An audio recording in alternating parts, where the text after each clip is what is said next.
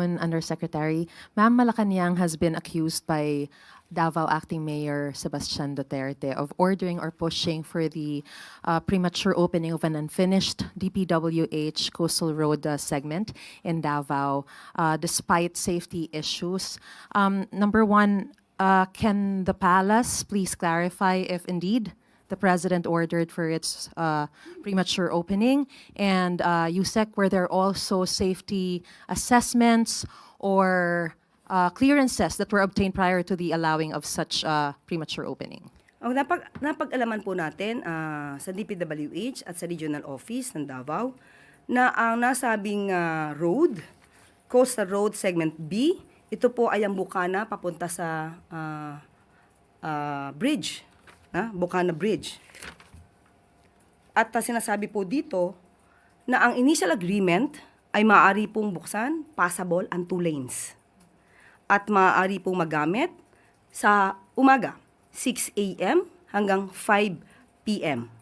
Ang kinakailangan lamang din po natin ay ang kooperasyon mismo ng LGU, ng Davao City, para po maging maayos po ang pagdaloy ng trapiko.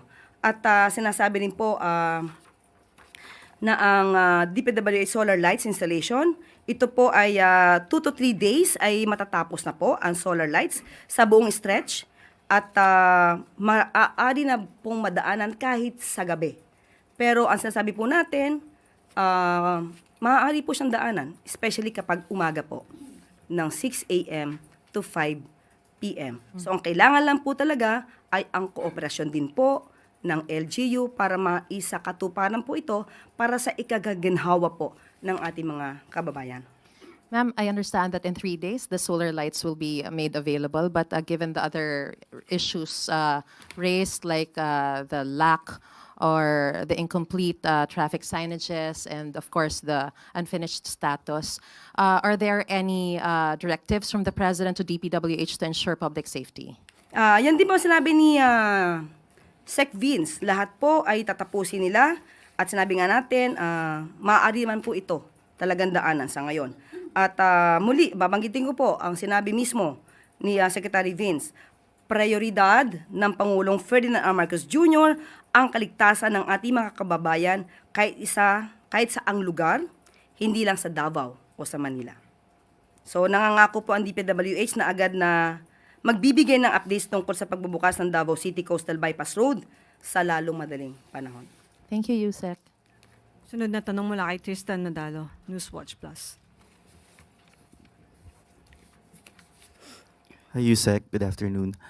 House Deputy Minority Leader Laila De Lima said that the plunder and graft complaints against Vice President Sara Duterte could be grounds or basis for a new impeachment complaint once the one-year bar lapses. I just want to ask, is there any change when it comes to the President's state position on impeachment po pagdating dito? Kung uusad ulit ang isang panibagong impeachment. Sa ngayon, hindi po pa nagiging issue sa Pangulo ang impeachment laban po kay sa Vice Presidente. Pero ang Pangulo po kasi sinabi na noon pa, kung dapat managot, ay dapat panagutin. Wala dapat sinisino. So in general, lahat na maaaring may kasalanan ay dapat lamang managot sa batas. In relation din po kay Vice President Sara Duterte, yung alleged bagman na si Ramil Badriaga formalizes by submitting his affidavit sa Office of the Ombudsman.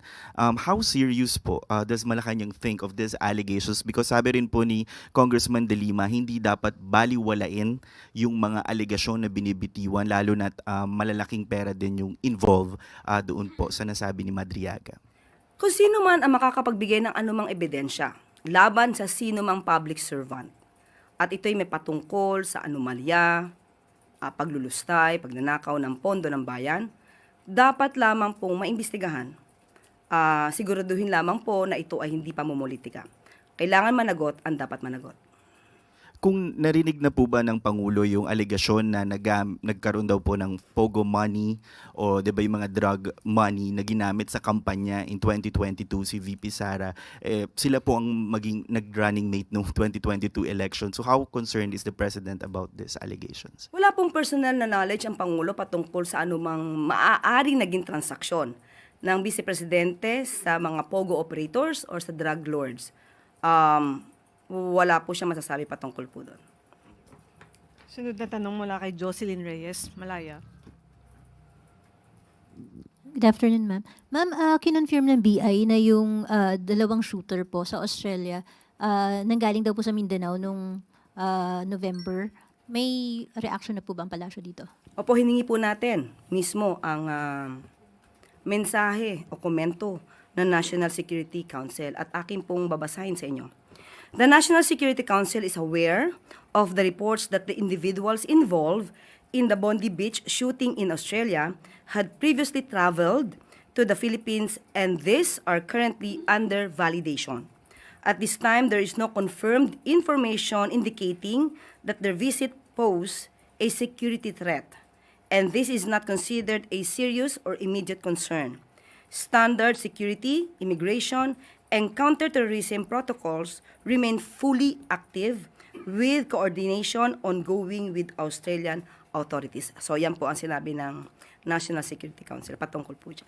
Ma'am, isa lang follow-up.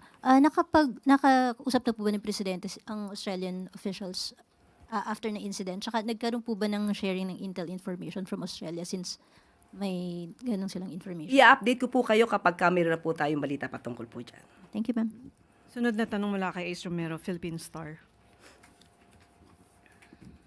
Just a follow-up, Yusek. Do we already have information what the shooters did in the Philippines?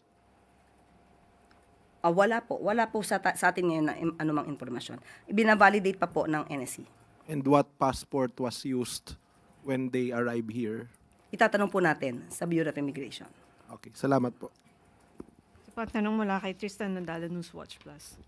Yusek, kahapon po pinagpaliban ng Senado yung pag-BICAM sa 2026 budget dahil po sa issue with the DPWH. And hopefully nga ngayon matuloy na po, no? But the House contingent said they are optimistic na hindi pa rin po mauuwi sa reenacted budget. With all these budget concerns, how confident is Malacanang na hindi po mauuwi nga sa isang reenacted budget yung 2026?